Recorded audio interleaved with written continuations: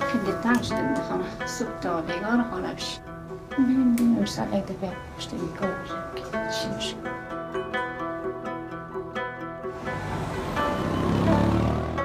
موسیقی کنم زده بخواه. نوشتم کنم. خود نوشتم کنم چرا یک دقیقه تو یک دندانش رازیات رفته تو؟ ننه هوا تمام تلاش خود کرد که من مثل او کلان نشوم. من درس خواندم و خبرنگار شدم. حالی که بالاخره تصمیم گرفته برای خودش کاری بکنه، من در کنارش می باشم.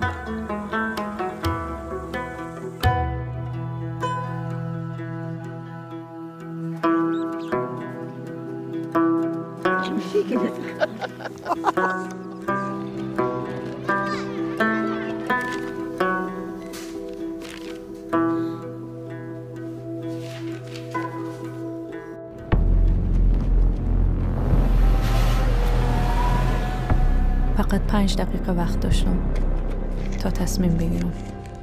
من با عنوان یک زن خبرنگار در خطر بودم. من خوش شانس بودم که تانستم از کشور خارج شوم. بی سوادایی پدر نالد رفت. اینا اکمان دیم دختر رو بچرا اینا رو چکار شد.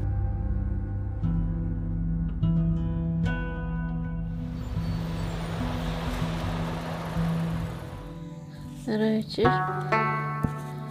ننه جانم مقبوله. برای ننه جان مقبوله. مدت 4 ماه شد. مدت 4 ماه شد که همدیگر را ندیدیم. کاش برای وطن هیچ اتفاق نیفتاده بود.